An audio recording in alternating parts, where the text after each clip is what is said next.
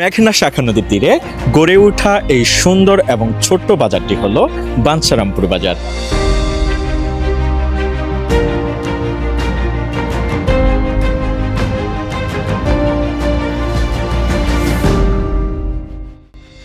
ইতিহাস আর ঐতিহ্যে ভরপুর হাটবাজারগুলো আসলেই গ্রামের জীবন্ত হৃদস্পন্দন, যার সাথে জড়িয়ে আছে হাজারো মানুষের জীবন আর স্বপ্ন।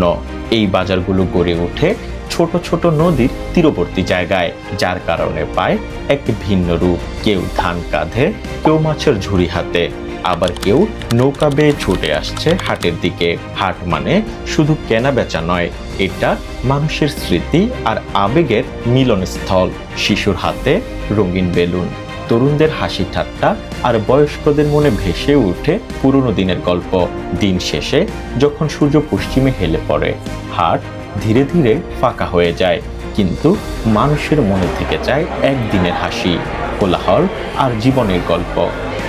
এটাই ব্রাহ্মণবাড়িয়া জেলার বাঞ্ছারামপুর বাজার, বাঞ্ছারামপুর উপজেলার আসল হৃদস্পন্দন।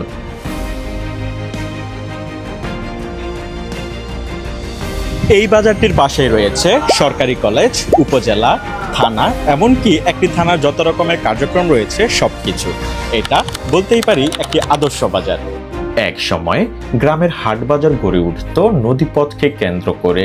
নৌকাই ছিল প্রধান যোগাযোগ মাধ্যম, তাই সহজেই মানুষ আসা যাওয়া করত আর বাজারগুলো হয়ে উঠত প্রাণবন্ত। কালের পরিবর্তনে আজ এই বাজারগুলো যুক্ত হয়েছে পাকা রাস্তা ও আধুনিক সব সেতুর সাথে।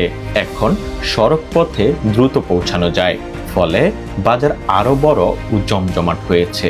এগুলো শুধু বাণিজ্যের স্থান নয়, বরং স্থানীয় মানুষের সংস্কৃতি ও ঐতিহ্যের প্রতীক হয়ে দাঁড়িয়েছে। তো হ্যালো গাইস, তোমরা এখন দেখতে পাচ্ছ আমরা এখন বাজারের মাঝখান দিয়ে হাঁটতেছি। মানে বাজারের রাস্তার যেমন অবস্থা, বাজারের ভিতরের অবস্থা সেম একই। 10 মিনিট দাঁড়াইতে পারি নাই, মনে হয় যে 100 ভিক্ষুক আসছে। ভাই কি একটা অবস্থা! সো ভাই, এটা আমাদের 2500-এর থেকেও বেশি বাজে অবস্থা।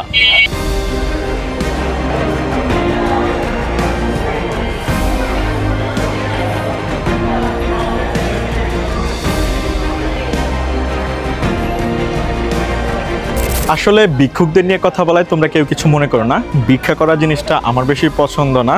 এখানে ভাই সত্যি কথা তেমন বেশিক্ষণ দাঁড়াইতে পারে নাই, কিন্তু প্রচুর পরিমাণে ভিক্ষুক আসছে আর এমনভাবে তারা জোরাজোরি করতেছিল যে তাদেরকে টাকা দিতেই হবে।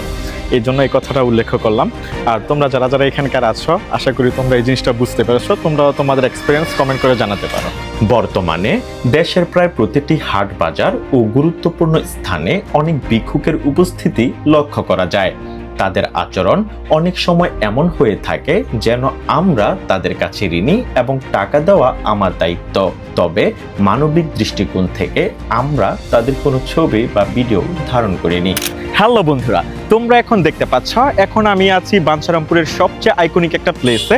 আশা করি সবাই বুঝতে পেরেছো এই জায়গাটা কোথায়। তোমরা যদি এই জায়গাটার নাম জেনে থাকো, আমার পিছনে দেখতে পাচ্ছ সে আইকনিক একটা সিম্বল, এটা তোমরা কমেন্ট বক্সে জানিয়ে দিতে পারো।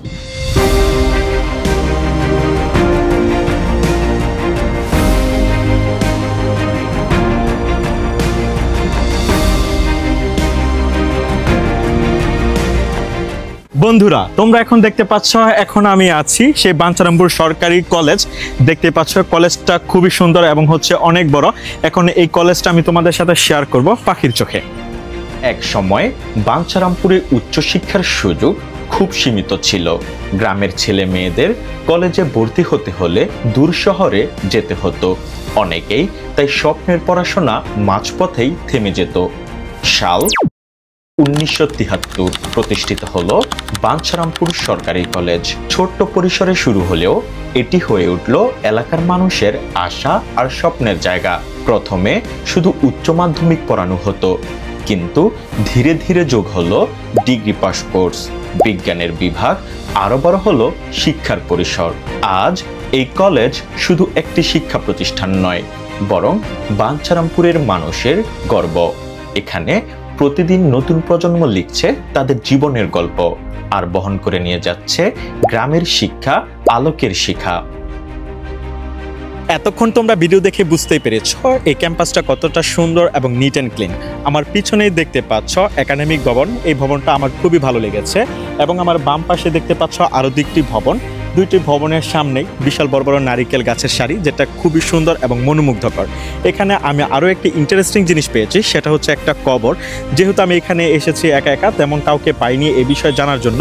তোমরা যারা যারা এখানে আছো এই কবরটার বিষয়ে একটু জানলে কমেন্ট করে জানাও। এখানে আমি আরও একটি জিনিস পেয়েছি, যেহেতু আমি অনেক ঘুরতে পছন্দ করি আর এই বিষয়টা ঘোরার রিলেটেড, সেটা হচ্ছে বাংলার মুখ আমি দেখিয়াছি তাই আমি পৃথিবীর রূপ খুঁজিতে যাই না আর, জীবনানন্দ দাশের সেই বিখ্যাত একটি বাণী। সো আমার এই জায়গাটা খুবই ভালো লেগেছে। চলো এই জায়গাটা আরও একটু সুন্দরভাবে আমরা পাখির চোখে দেখি।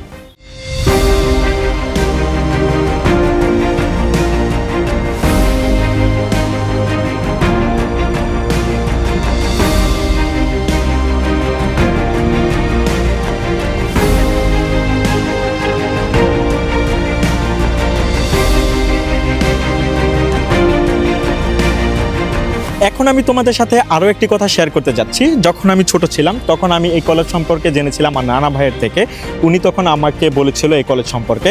এমনকি আমি যখন কলেজ লাইফে পড়ি তখন হচ্ছে আমার কিছু সহপাঠী ছিল বাঞ্ছারামপুরের, তাদের থেকেও জানতে পেরেছি এই কলেজ সম্পর্কে। তারা অনেক ভালো রেজাল্ট করে, তারা একসময় অনেক বিখ্যাত ছিল। সো আমার একটা কিউরিয়াসিটি ছিল আমার মধ্যে যে আমি এই কলেজটা একসময় আসবো, ঘুরে দেখবো। সো যখন আজকে আমি এসেছি আর ভাবলাম এই জায়গাটা তোমাদের সাথেও শেয়ার করি।